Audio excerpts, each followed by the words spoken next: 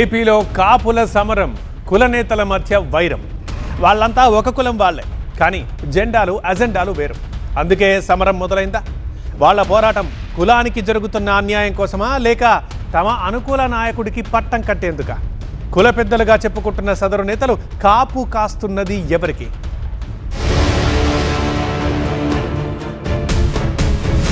మనం కాపులం, మనమంతా ఒకే కులం, మనమంతా కలిసి సాగుదాం అనే ధోరణి కాపు కులంలో కనిపించడం లేదా? వారి సొంత ఎజెండా కోసం కులం చుట్టూ ఏపీ నేతలు రాజకీయం చేస్తున్నారా అంటే అవునని సంకేతాలు వినిపిస్తున్నాయి. పోటాపోటీ మీటింగ్లు, ఒకరిపై మరొకరు విమర్శలతో ఓ రేంజ్ లో రాజకీయం నడుస్తోంది. ప్రతి దానికి కులాన్ని లాగుతారా? కులం చుట్టూనే రాజకీయం చేస్తారా? యువత భవిష్యత్తు గురించి ఆలోచించరా? కులాల దరిద్రం వదిలితేనే ఏపీ బాగుపడుతుందంటూ ఈ నెల 20న కాకినాడలో పవన్ చేసిన వ్యాఖ్యలతో కాపు రాజకీయం కాకరేపుతోంది.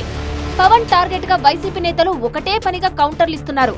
కాపుల ఐక్యత పేరుతో ఆదివారం నాడు మీటింగ్ పెట్టుకున్న వైసీపీ నేతలు ఆ తర్వాత పవన్ పై విమర్శల దాడి పెంచారు. ఒకప్పుడు కులం గురించి ప్రస్తావించిన పవన్ ఇప్పుడు కులాన్ని దూరం పెడుతున్నారంటూ వైసీపీ ఆరోపిస్తోంది. పైగా కులాన్ని శత్రువుగా చూస్తున్నారనే ఆరోపణలు కూడా చేస్తున్నారు వైసీపీ నేతలు. కాపులు పెద్దన్న పాత్ర పోషించాలి ఈ రాష్ట్రంలో అన్నాడు. కులం పేరెత్తినటువంటి వ్యక్తి పవన్ కళ్యాణ్ గారు. ఇవాళ కులం లేదు, మతం లేదు, కులం అంటే తీసేయండి అనేటువంటి మాటలు మాట్లాడుతున్నారు. అక్కడ తిరిగిన తర్వాత అల్లుడి సామెతగా, రేవు దాటిన తర్వాత తెప్ప తగలేసే సామెతగా కాపుల్ని మీరు డిజోన్ చేసుకున్నారు, చేసుకోండి, మాకేం అభ్యంతరం లేదు. కానీ కాపులకి సహాయం చేయకపోయారు, కానీ కాపుల్ని శత్రువులుగా భావించేటటువంటి పరిస్థితికి మీరు వెళ్ళిపోతున్నారు. ఇది చాలా ప్రమాదకరమైనటువంటి అంశంగా నేను భావిస్తున్నా. వైసీపీ కాపు నేతల సమావేశం పెద్ద డ్రామా అంటూ కౌంటర్ ఇస్తున్నారు జనసేన నేతలు.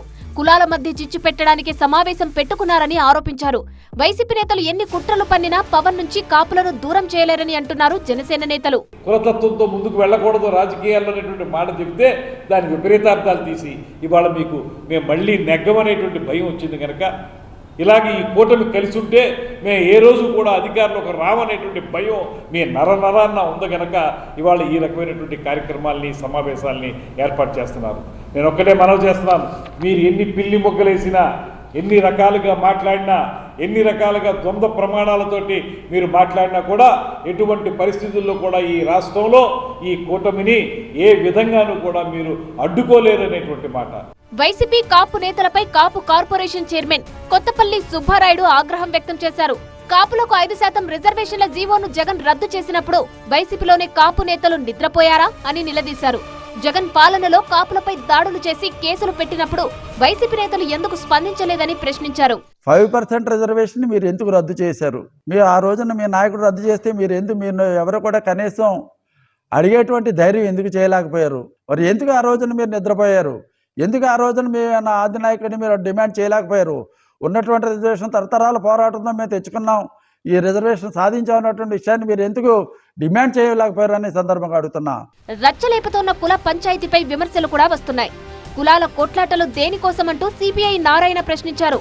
కులాల కుంపట్ల జోలికి వెళ్లేవాళ్లు మూర్ఖులేనంటూ కామెంట్ చేశారు ఆయన.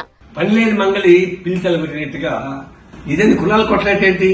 రాజకీయ పార్టీలు రాజకీయ వ్యవహారం చేయకుండా, నేను చేయాల్సిన పని చేయకుండా, దేశాభివృద్ధికి, సమాజాభివృద్ధికి, ఆర్థిక అభివృద్ధికి ఉపయోగపడే పని చేయకుండా దాని చేయని ఫెయిల్ అయిపోయిన తర్వాత మీరు కులాలను అడ్డం పెట్టుకుని దీన్ని కాలం గడుపుతారా? పనికి వాళ్ళని రాజకీయాలు ఎందుకు చేస్తారు? వీళ్ళు పనికొచ్చే పనులు చాలా ఉన్నాయి. అయితే కులాల కొంచెం పోబాకండి, దాని జోలికి పోబాకండి, పోతే వాళ్ళు పెద్ద ఫూల్స్ లెక్క. సిపిఐ నారాయణకు కౌంటర్ ఇచ్చారు కాపు నేతలు. హీరో విలన్ కొట్టుకుంటుంటే మధ్యలో కమెడియన్ వచ్చి కామెడీ చేసినట్టుగా ఉందంటూ నారాయణపై ఫైర్ అవుతున్నారు కాపు నేతలు. పెన్షన్లు 1000 రూపాయలు పెంచుతానని చెప్పి 4 సంవత్సరాలు పెంచిన ఘనత జగన్మోహన్ రెడ్డిది. వాళ్ళ 6 ప్యాక్ 99.9% అమలు చేశాం. అంటే అలా కనపడతలేదేమో. నారాయణ గారికి కొన్ని కనపడవు.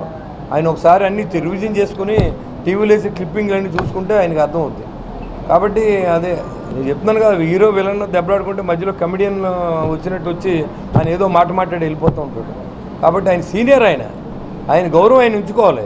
కాపు కాస్తేనే అధికారం, కాపులు మెచ్చితేనే అందలం. గత ఫలితాలు, వాటిలోని అనుభవాలు ఇదే విషయాన్ని స్పష్టం చేయడంతో మరోసారి ఏపీలో ఆపరేషన్ కాపు జోరందుకుంది. పైకి కనిపించేది వేరేనా, పార్టీల అండర్ కవర్ ఆపరేషన్ మాత్రం ఇదే.